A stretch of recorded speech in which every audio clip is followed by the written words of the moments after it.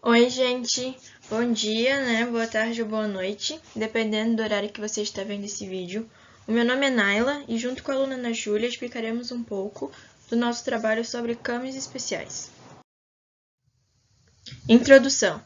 O câmbio é uma parte de uma roda ou eixo giratório ressaltado e projetada para transmitir um movimento alternado ou variável a um outro mecanismo, ou seja, tem um movimento oscilante através de sua superfície até o outro elemento. Como a gente pode ver nessa GIF, o câmbio faz um movimento rotativo, e ao girar um determinado movimento, a outra peça ela é ligada. Ele é fabricado de algum material, né? Que ele pode ser madeira, plástico, metal e etc. Definição. É um mecanismo em que o câmbio transfere um movimento para o seguidor, através do contato direto. Costuma transformar um movimento rotativo em um movimento linear, sem ganho de potência. Como a gente pode ver nessa imagem, o seguidor agindo na parte de cima e o câmbio na parte de baixo. Esse é o câmbio mais comum. E agora, os câmbios especiais. Câmbios especiais possuem movimentos incomuns e têm uma difícil aplicação na indústria, por diversos motivos, e especialmente por sua implementação. Aqui é o diagrama.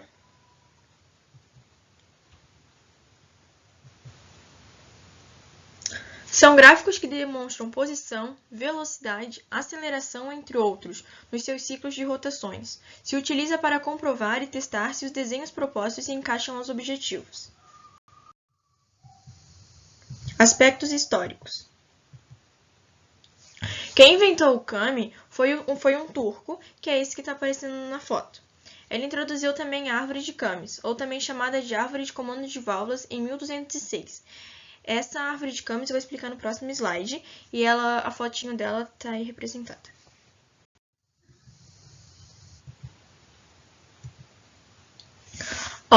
Árvore de câmbios. É um mecanismo destinado a regular a abertura das válvulas no motor de combustão interna. Por vezes, refere-se por árvore de excêntricos, mas esta denominação, embora correta, é pouco conhecida e utilizada.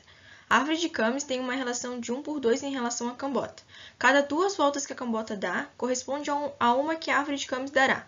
Esta relação de transmissão é comum a todos os motores de 4 tempos, independente do número de cilindros, de válvulas e mesmo de árvore de câmbios que os motores possam ter. E ali na fotinho de novo, explicando a árvore de câmbios como funciona e como ela é. Tudo começou na região da Grécia, em mecanismos hidráulicos, mas aparece na Europa a partir do século XIV, em rodas d'água e de vento. Como a maioria das coisas se inovam, o uso da câmbio também. Hoje já podemos encontrar mais variações, modelos especiais e mais complexos.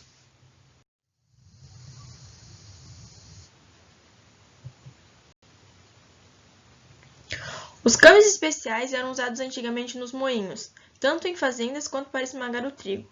Era o principal responsável pelo movimento de rotação que os moinhos fazem.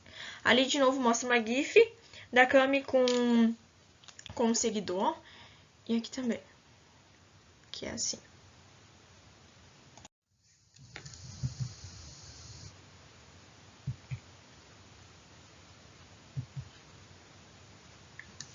Na época da Revolução Industrial, o uso de câmbios em máquinas se tornou muito mais recorrente, surgindo assim variações e aplicações divergentes.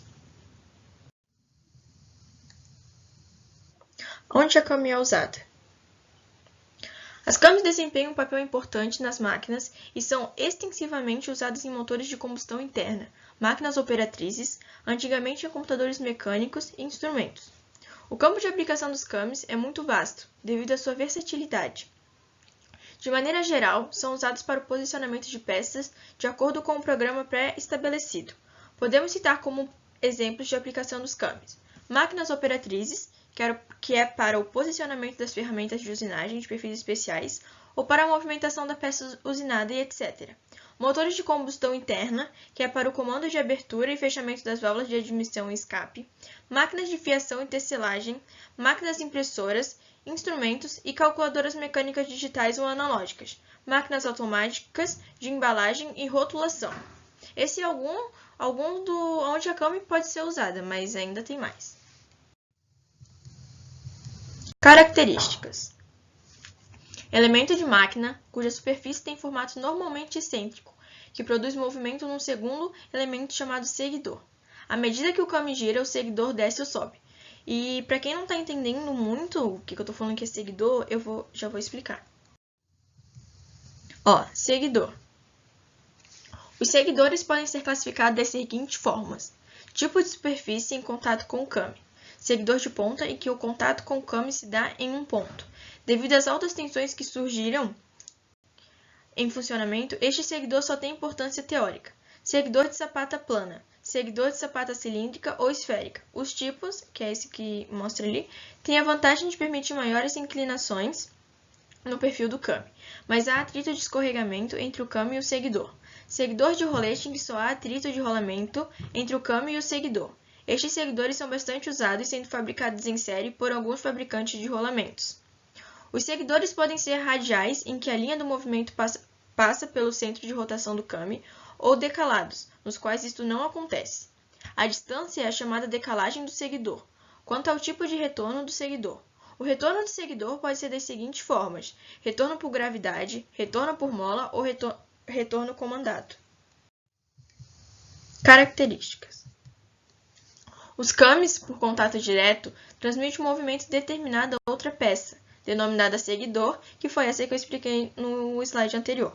E os dois estão vinculados a uma terceira peça, que é a estrutura.